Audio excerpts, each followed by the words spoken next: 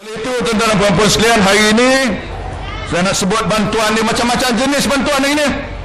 Saya pun nak kena tulis ini satu persatu, macam-macam kita bagi.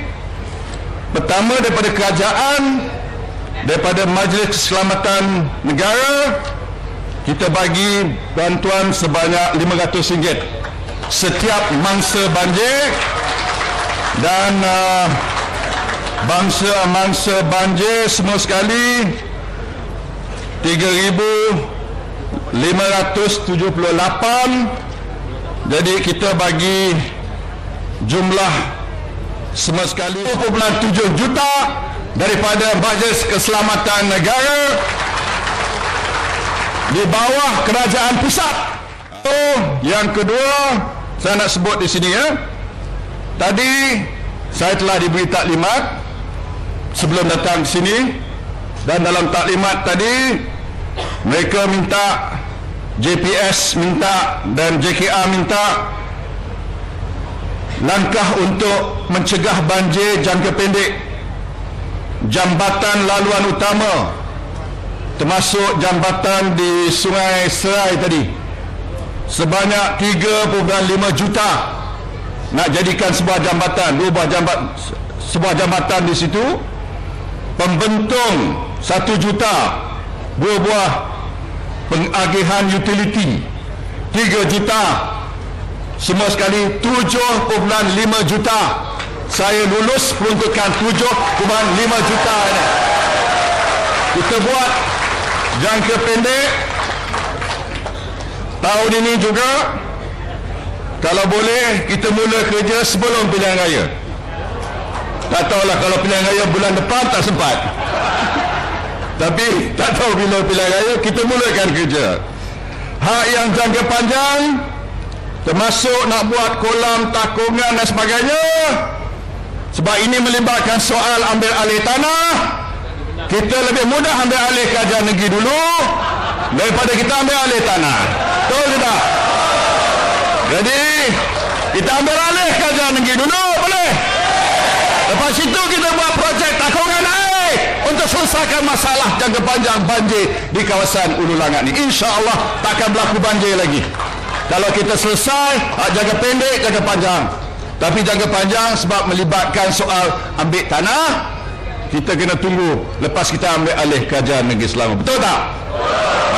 Terima kasih. Ini ada satu keistimewaan.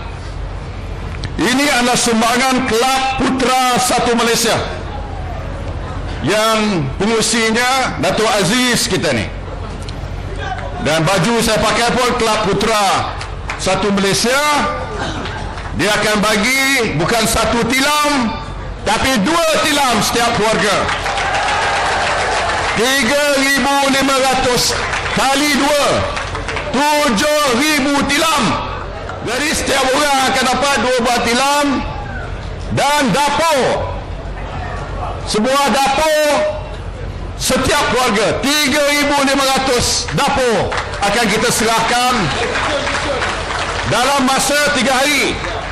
Van dah ada dah, bersusun van kita. Dan van ini akan kekal di sini selama 3 hari. Saya minta pimpinan UMNO Barisan Nasional selesaikan dalam masa 3 hari. Boleh tidak? Bagi semua tilam. Kita bagi semua.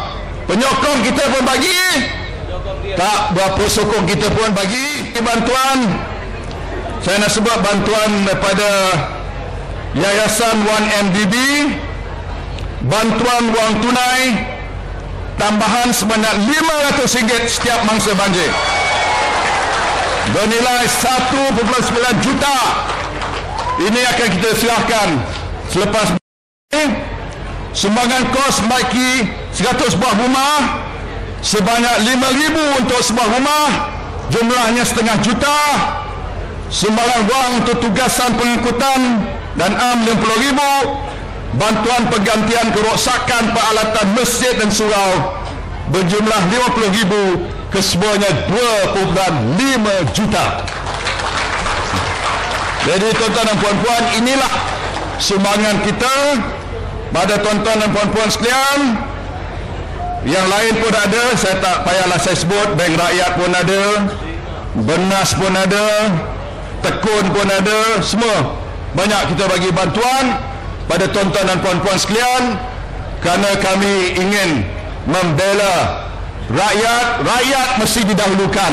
Ini janji kita dan janji ditepati, kata kita kotakan, insya-Allah.